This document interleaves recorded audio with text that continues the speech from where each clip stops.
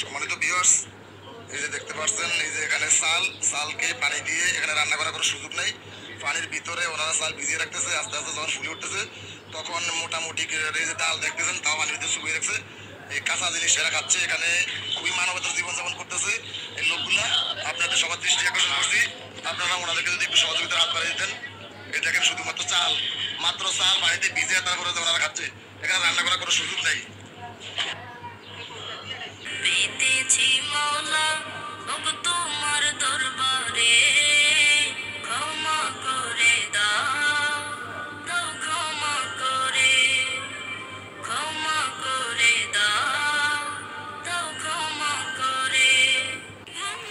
তো এইসব দেখার পর নিজেকে আর ধরে রাখতে পারি নাই। সত্যি এসব দেখার পর চোখের পানি আর ধরে রাখতে পারা যায় না। তো এগুলো দেখার পর কিন্তু তোমরা সবাই জানো কম বেশি, আমি কিন্তু রাস্তায় নেমে পড়েছিলাম শুকনো কাপড় এবং কিছু সহযোগিতা করার জন্য।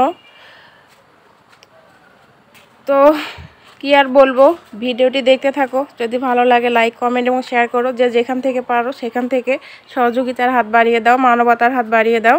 তো বিভিন্ন স্কুল কলেজ মাদ্রাসা যে যেখান থেকে পারছো সেখান থেকে কিন্তু সহযোগিতা করার চেষ্টা করছে।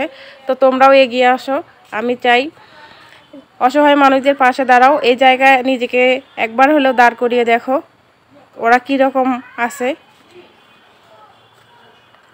তো এই কাপড়গুলো আমরা নিজ উদ্যোগে তুলেছি, এগুলো বিভিন্ন গ্রাম থেকে আমরা সংগ্রহ করেছি। এখন এগুলো আমরা প্যাকিং এবং যাচাই বাছাই করতেছি। এগুলো খুব পুরানো না, তো এগুলো ওদের এখন খুব প্রয়োজন। তো আমরা এখানে বাচ্চাদেরগুলো আলাদা করতেছি, পুরুষদের আলাদা, মেয়েদের, বৃদ্ধদের এবং মানে যেমন যেমন বয়স যার সেরকম আমরা আলাদা আলাদাভাবে প্যাকিং করার চেষ্টা করছি। তো তোমরা আমাদের পাশে থেকো। দেখো আমরা সব আলাদা আলাদা করছি। হয়তো বা ওরা এরকম পুরানো কখনো পরে নাই, তো এখন এমন অবস্থা, তো ওদের মানে না নিয়েও বুদ্ধি নাই বা রাস্তা নেই বলতে পারলে, ওরা এক প্রকারের অসহায়। এবং কি বলবো, অনেকেই আছে যে অনেক বিত্তবান লোক কিন্তু ঘর বাড়ি সবই ভেসে গেছে বর্তমান। তো আমরা বাচ্চাদেরগুলো আলাদা করতেছি এবং বড়দেরগুলো আলাদা করতেছি।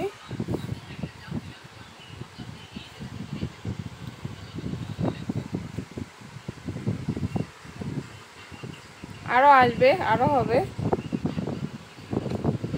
তো তো দেখো আমরা এগুলো কালেক্ট করেছি।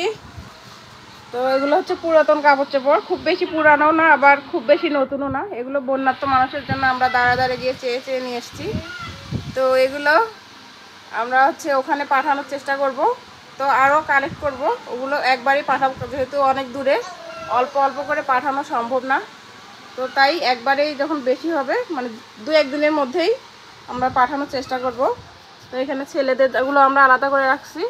তো ওগুলো প্যান্ট, এগুলো বাচ্চাদের, আর এগুলো গেঞ্জি, এগুলো বাচ্চাদের।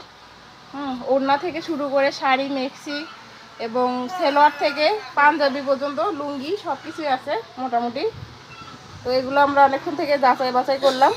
তো এগুলো পাঠানোর চেষ্টা করব।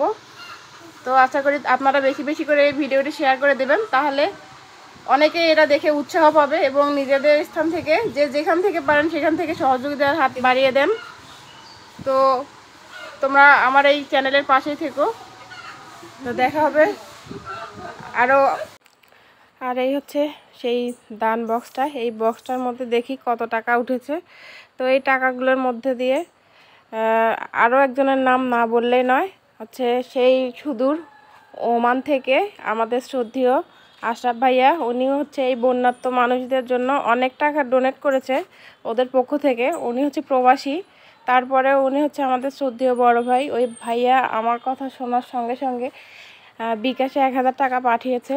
ভাইয়ার জন্য অনেক দোয়া এবং অনেক অনেক ভালোবাসা থাকলো, এবং ভাইয়ার পরিবারের জন্য, ওরা যেন সবসময় ভালো থাকে, সুস্থ থাকে, এই কামনাই করি।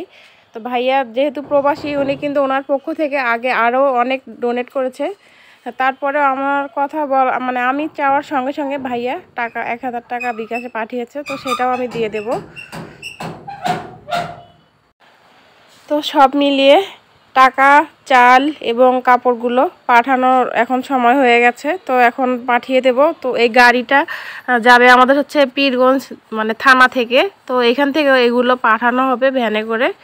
তো সেই জন্য সব টাকা, চাল এবং কাপড়গুলো আমি একখানে করতেছি, একখানে করে একটা ভ্যানে করে। আমার একগুলো হচ্ছে ভাই আছে এবং ভাইয়ের ছেলেরা আছে, তো ওরা এই দায়িত্ব পালন করতেছে। তো ওরা বিভিন্ন জায়গা থেকে টাকা কালেক্ট করে সেখানে পৌঁছাচ্ছে। তো তাদের হাতে কাপড়গুলো, চালগুলো এবং টাকাগুলো আমি উঠিয়ে দিলাম। ওরা এগুলো নিয়ে গিয়ে যথাস্থানে পৌঁছে দেবে। তো এদেরও অক্লান্ত পরিশ্রম। ওরা সেই শুরু থেকেই অনেক চাঁদা উঠিয়ে উঠিয়ে বন্যার্তদেরকে সহযোগিতা করার চেষ্টা করেছে এবং এখনও করে যাচ্ছে। ওরা এইদিকে থেকে করতেছে, এখান থেকে আবার যারা নিয়ে যাচ্ছে তারা আবার 3 ধাপে এখানে কাজ চলতেছে।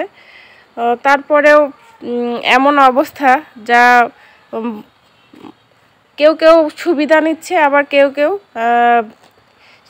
খুব কষ্ট করতেছে। তো এখন শুনতেছি যে ত্রাণের গাড়িগুলো যাচ্ছে সেগুলোও নাকি ছিনতাই করা হচ্ছে। তো খুব দুঃখজনক ব্যাপার।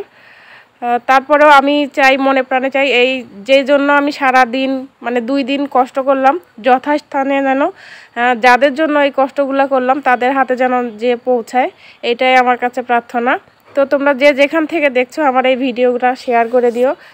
আশা করি আমার এই ভিডিও দেখার পর অনেকেই উৎসাহ পাবে। তো আমি সবার কাছে একটাই রিকোয়েস্ট করব, বেশি বেশি করে শেয়ার করে দিয়ে এবং যে যেখান থেকে পারেন, যতটুকু পারেন আপনারা এই সহযোগিতার হাত বাড়িয়ে দেন।